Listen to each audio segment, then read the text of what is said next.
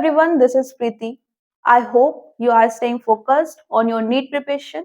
आज हम बात करने वाले हैं कुछ ऐसे डाउट्स पर जो आप ही में से कुछ स्टूडेंट्स ने पूछे। तो चलिए बिना देर किए चलते हैं उनको सोल्व करने के लिए। क्वेश्चन है हमारे पास, in a region the potential is represented by V equals to 6x minus 8xy minus 8y plus 6xyz where xyz are in meters and V is in volt. Okay तो V हमें क्या दिया हुआ है, potential दिया हुआ है, unit क्या रहेगी यहाँ पर, वोल्ट रहेगी। बात करें XYZ की तो ये हमें मीटर में दिया हुआ है। ओके और मीटर में देने का मतलब क्या है कि ये जो XYZ है ये हमारे पास इन्होंने डिस्टेंस दी हुई है। XYZ are the distance from the origin। ये किस ओरिजिन की बात कर रहे हैं हम ऐसा कुछ ड्रॉ करते हैं जिसमें ये हमारे पास होती है एक्स एक्सिस, ये होती है वाई एक्सिस, ओके, और ये हम बोलते हैं जेड एक्सिस। अब ये तीनों एक्सिस जहां पर एक दूसरे को इंटरसेक्ट करती है उसको हम बोलते हैं ओरिजिन और रिप्रेजेंट करते हैं ओ या फिर सी से। ओके अब यहां पर हमारे पास अगर हम इसकी बात करें ओरिजिन से एक्स पर जाएं तो यहाँ पर जो हमें वैल्यूज मिलेंगी उनको हम रिप्रेजेंट कर सकते हैं स्मॉल एक्स से। ओके अब अगर हम यहां पर जाएं, ओके इस एक्सिस की बात करें ओ से वाई तो हम जो वैल्यूज पाते हैं उनको हम वाई से डिनोट कर सकते हैं, और बात करें इस एक्सिस की ये हम रिप्रेजेंट करते हैं जेड से।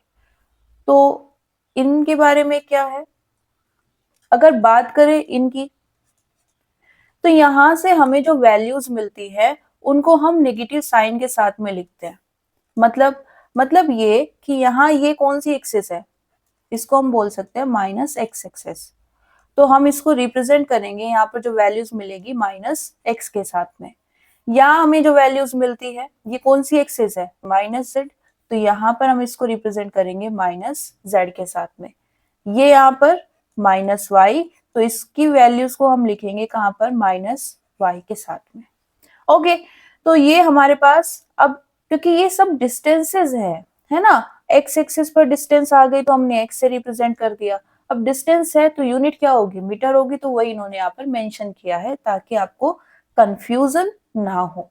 अब नेक्स्ट इन्होंने क्या बोला है, the electric force experienced bye a charge of 2 coulomb situated at a point is. हमें क्या दिया हुआ है, पोटेंशियल दिया हुआ है। ओके क्या वैल्यू है उसकी, 6x minus 8xy minus 8y plus 6xyz। Okay और इन्होंने बोला है कि जिस रीजन में ये पोटेंशियल वर्क कर रहा है उस रीजन में एक चार्ज है जिसकी वैल्यू कितनी है, 2 कूलम, और ये किस पॉइंट पर रखा हुआ है, 1 1 1। दैट्स मीन ये किसकी वैल्यूज दी हुई है, जब इस तरह से कोई आपको पॉइंट दिया होगा तो जो फर्स्ट प्लेस पर लिखा हुआ है वो x की वैल्यू है, सेकंड पर y की वैल्यू और थर्ड पर z की वैल्यू। ओके और इन सब को कलेक्टिवली हम किससे रिप्रेजेंट कर सकते हैं, r से। ओके इसको हम क्या बोलते हैं, पोजीशन वेक्टर। ओके और वेक्टर बोल रहे तो रिप्रेजेंट भी फिर कैसे करेंगे, वेक्टर के साथ में। यहाँ पर हम इसको सिंपली बोल सकते हैं कि किसको शो कर रहा है, पोजीशन को। ओके अब यहाँ पर ये क्या जानना चाहते हैं हमसे, फोर्स जानना चाहते हैं। फोर्स और चार्ज इन्होंने हमें दिया हुआ है तो हम कैसे निकाल सकते हैं, क्या कोई डायरेक्ट रिलेशन है हमारे पास, देखो डायरेक्ट तो नहीं है पर रिलेशन हम बना सकते हैं। कैसे, ये हमारे पास एक एक्सप्रेशन होता है, राइट, और एक एक्सप्रेशन हम पढ़ते हैं minus del V by del R. Okay और ये कब होता है, जब हम बात कर रहे होते हैं मैग्नीट्यूड की। लेकिन अगर हम बात करें विद डायरेक्शन देन तो यहाँ पर आ जाएगा वेक्टर, यहाँ पर भी वेक्टर आ जाएगा, यहाँ पर भी वेक्टर आ जाएगा, लेकिन इस साइड का क्या करें, यहाँ पर एक यूनिट वेक्टर आएगा। ओके, अब यहाँ पर इसको हम बोलते क्या है, नेगेटिव ग्रेडियंट ऑफ V या फिर पोटेंशियल। ग्रेडियंट वर्ड किसके लिए यूज हुआ है यहाँ पर,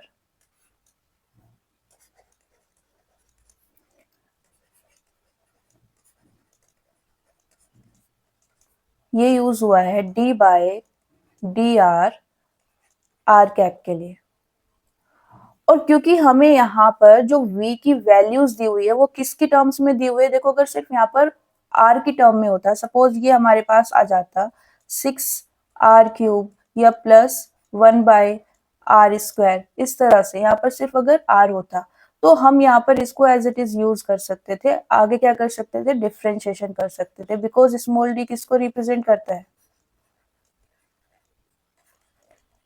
डिफरेंशिएशन को। ओके, बट यहाँ पर हमारे पास जो वैल्यूज है वो कौन सी हैं, x की टर्म्स में, y की टर्म्स में, z की टर्म्स में, तो हमें क्या करना पड़ेगा, इस ग्रेडियंट को x y z की टर्म्स में लिखना पड़ेगा। अब देखो ये आप अलग से अपने शॉर्ट नोट्स में नोट डाउन कर लीजिएगा जिससे आपको याद रहे। ये होता है d by D X I cap plus d by D Y J cap plus d by D Z K cap. R की टर्म्स में लिखोगे तो सिर्फ ये लिखा जाएगा, लेकिन अगर एक्स वाई जेड की टर्म्स में लिखोगे तो ये हम इसको बोलते हैं ग्रेडियंट। इसको हम डेल से भी रिप्रेजेंट करते हैं। ओके, तो यही हमें यहाँ पर यूज करना है। इक्वेशन नंबर 1 और 2 की अगर हम बात करें तो यहां से हमारे पास आ जाएगा फ्रॉम 1 और 2 F equals to minus Q dV by D R cap. Okay, और क्योंकि यहाँ पर v x y z की टर्म्स में है तो हमें यहाँ पर क्या प्लेस करना होगा, ये पूरा d by D X I cap d by D Y J cap plus d by D Z K cap, और मल्टीप्लाई हो जाएगी v के साथ में। अब देखो यहाँ पर ये क्या होगा, v को अंदर मल्टीप्लाई करेंगे तो ये क्या बन जाएगा, dv बाय डी एक्स और साथ में आ जाएगा I cap plus dv by D Y, साथ में क्या आ जाएगा J cap plus dv by D Z और साथ में आएगा के कैप, और पूरे को मल्टीप्लाई करेंगे माइनस क्यू के साथ में। अब यहाँ पर इसका मतलब क्या है, इसका मतलब है कि यहाँ पर जो आपको फर्स्ट टर्म दिखाई दे रही है ये वाली, इसमें आपको जो v की वैल्यू दी है उसको डिफरेंशिएट करना है, किसके रेस्पेक्ट में, x के रेस्पेक्ट में, यहाँ पर y के रेस्पेक्ट में और यहाँ पर z के रेस्पेक्ट में। जो भी वैल्यू आएगी उसको यहाँ पर आप k कैप के साथ मल्टीप्लाई करोगे, यहाँ पर j कैप के साथ और यहाँ पर k कैप के साथ। ओके, और ये तीनों वैल्यूज निकालने के बाद आपको क्या करना है, उनको ऐड करना है। ओके, देन मल्टीप्लाई करोगे किसके साथ में, माइनस क्यू के साथ में, आपके पास किसकी वैल्यू आ जाएगी, वेक्टर एफ की वैल्यू आ जाएगी। तो ये आपको निकालना है। ओके, अब यहाँ पर एक पॉइंट की बात भी की गई है, उसकी बात बाद में करेंगे कि उसको कैसे यूज करना है। अभी इन सबको निकाल लेते हैं। ओके, पहले क्या करेंगे, dv बाय dx निकाल लेते हैं। तो इसको हमें डिफरेंशिएट करना है x के रेस्पेक्ट में। अब देखो क्योंकि हमें सिर्फ x के रेस्पेक्ट में डिफरेंशिएट करना है तो यहाँ पर अगर y आएगा या z आएगा या फिर कोई नंबर आएगा, उन सबको हम कैसे ट्रीट करेंगे, कांस्टेंट की तरह। और जो कांस्टेंट होते हैं उनको हम डिफरेंशिएशन में बाहर निकाल लेते हैं। और अगर सिर्फ कांस्टेंट है, अगर हम डिफरेंशिएशन कर रहे हैं और यहाँ पर सिर्फ हमारे पास एक कांस्टेंट है तो डिफरेंशिएशन क्या हो जाएगा, 0। और अगर उसके साथ में कोई वेरिएबल है, मतलब x की टर्म्स में अगर हम डिफरेंशिएशन कर रहे हैं और साथ में कुछ x भी आ रहा है, सपोज x क्यूब आ गया, देन हम क्या करेंगे, x क्यूब को डिफरेंशिएट करेंगे और कांस्टेंट टर्म को बाहर ले लेंगे मल्टीप्लाई में। ओके, अब लेकिन यहाँ पर x क्यूब को डिफरेंशिएट कैसे करेंगे, इसको हम डिफरेंशिएट करेंगे इस एक्सप्रेशन की हेल्प से। अगर x की पावर n है और x की रेस्पेक्ट में आप डिफरेंशिएट कर रहे हो तो ये एक्सप्रेशन हम यूज करेंगे। ओके, तो करते हैं यूज। ये कितना आ जाएगा, 6 आ जाएगा। देन 8y तो बाहर आ जाएगा, x को डिफरेंशिएट करेंगे, ये भी कितना आ जाएगा, 1 आ जाएगा, है ना। और यहाँ पर देखो 8 भी एक नंबर है, y भी एक कांस्टेंट है यहाँ पर x के केस में, तो ये कितना आ जाएगा, 0 इसके अकॉर्डिंग। ओके, यहाँ पर बात करें प्लस 6yz, ये सब कांस्टेंट है और x को जब हम डिफरेंशिएट करेंगे तो वो कितना आ जाएगा, 1। ये 1 समझ आ रहा है ना कैसे आया, देखो ये था हमारे पास x लिखा है, x मतलब x की पावर 1, तो यहाँ पर क्या आएगा, n के प्लेस पर क्या है, 1 है, तो 1 को हम मल्टीप्लाई करेंगे इंटू x आएगा और x की पावर 1 माइनस 1, तो ये कितना हो जाएगा, 1 इंटू एक्स की पावर 0। और किसी भी डिजिट की पावर अगर हम 0 लेते हैं तो वो कितनी आती है, 1, तो ये कितना आ जाएगा, 1। ओके, और अगर आप डायरेक्ट देखना चाहते हो तो जब तक यहाँ पर ये सिर्फ x है ना, ऊपर की साइड जब तक x है आप इसको डायरेक्टली कट करके क्या लिख सकते हो, 1 लिख सकते हो। लेकिन अगर यहाँ पर dx स्क्वायर बाय dx आ जाए, ये गलत हो जाएगा। ये कोइंसिडेंस है कि यहाँ से आपका आंसर करेक्ट आ रहा है, एक्चुअल मेथड ये है, तो यही यूज करना है। बट इन केस अगर आप इसको यूज करते हो तो करेक्ट आएगा, लेकिन सिर्फ x की पावर 1 है तब, उससे ज्यादा है तो आपको प्रॉपर एक्सप्रेशन यूज करना पड़ेगा। ओके, तो यहां से हमारे पास क्या आया है, ये 6 माइनस 8y प्लस 6yz, इसको हम बोल देते हैं इक्वेशन नंबर 3 और ये हो जाएगी हमारे पास equation number 4। Then similarly apply करेंगे किसके लिए, dv बाय dy के लिए। क्या चेंज हुआ है इस बार, v की तो वैल्यू सेम है, इस बार हमें किसके रेस्पेक्ट में इसको डिफरेंशिएट करना है, y के रेस्पेक्ट में। तो देखते हैं क्या आएगा, तो यहां से वैल्यू क्या आती है हमारे पास, 8x माइनस 8 प्लस 6xz, इसको हम बोल देते हैं इक्वेशन नंबर 4 तो हो चुकी है, 5। नेक्स्ट हमें क्या निकालना है, dv बाय dz, कैसे, तो ये कितना आएगा फिर, 6xy। Okay, equation number 6। क्या करते हैं, तीनों इक्वेशन से जो हमें वैल्यूज मिली है उसको हम कहां पर प्लेस करेंगे, इक्वेशन नंबर 3 में। ओके, अब देखो ये हमारे पास आ गई है फोर्स की वैल्यू।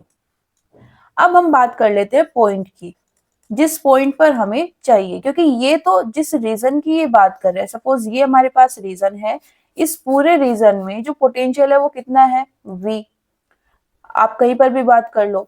ओके, और यहाँ पर अगर हम बात करें जनरल एक्सप्रेशन की कि किस पर कितना फोर्स लगेगा, तो ये फोर्स हम निकाल चुके हैं, इतना फोर्स वर्क कर रहा होगा। अब क्योंकि हम देख रहे हैं फोर्स किसकी टर्म्स में आ रहा है, एक्स वाई जेड की टर्म्स में। ओके, तो जैसे जैसे हम एक प्लेस से दूसरे प्लेस पर जाएंगे फोर्स की जो वैल्यू है वो चेंज होगी। तो हम किस पॉइंट के लिए जानना चाहते हैं, 1 1 1 के लिए। तो इस पॉइंट को हम यहाँ पर प्लेस कर देते हैं। कैसे करेंगे, x के लिए क्या रखेंगे 1, y के लिए भी 1 और z के लिए भी 1।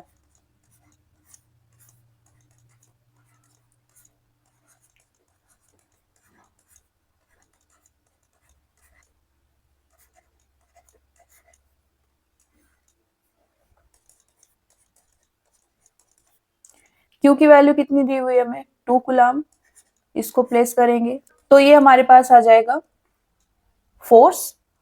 अब यहाँ पर हम इसको अंदर अगर मल्टीप्लाई करेंगे तो कितना आएगा, -8i plus 12j minus 12k। तो ये हमारे पास है आंसर। लेकिन किस सिचुएशन में, अगर हमारे पास जो ऑप्शंस दिए हुए हैं वो इस वेक्टर फॉर्म में है, अगर इन केस वो किस में दे दे, मैग्नीट्यूड में, ये आपसे पूछ ले सीधे सीधे कि हमें क्या चाहिए, मैग्नीट्यूड चाहिए ऑफ फोर्स, तो आप क्या करेंगे, आपको यहां तक आना पड़ेगा एज इट इज। ओके, इसके बाद क्या करना है, देखो फोर्स को हम किस में लिख सकते हैं, जब वेक्टर फॉर्म में लिखेंगे एक्स वाई जेड की टर्म्स में, तो ये एक्स वाई जेड की टर्म्स में क्या आएगा, ये आ जाएगा। जिस भी वेक्टर को आप लिखना चाहते हो, कोई ए वेक्टर है, इसको आप वेक्टर फॉर्म में लिखना चाहते हो तो क्या लिखोगे, ए x I cap plus A Y J cap plus A Z K cap. तो सिमिलरली हमने फोर्स को भी लिख दिया। अब अगर हमें यहाँ पर मैग्नीट्यूड चाहिए तो उसको हम इससे रिप्रेजेंट करते हैं, सिंपली ए से भी रिप्रेजेंट कर सकते हैं और इससे भी रिप्रेजेंट कर सकते हैं। और होता क्या है, हमें स्क्वायर रूट लेना है किसका, ए एक्स स्क्वायर प्लस ए वाई स्क्वायर प्लस ए जेड स्क्वायर, ये आप डायरेक्टली याद रख सकते हो। ओके, तो सिमिलरली हमें यहाँ पर हमें क्या चाहिए, फोर्स, तो इसके लिए भी हम क्या करेंगे, F X square plus F Y square plus F Z square. यहाँ F X F Y F Z क्या है,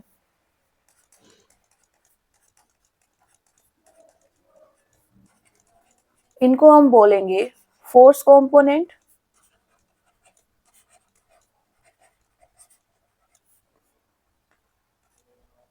इन X Y and Z direction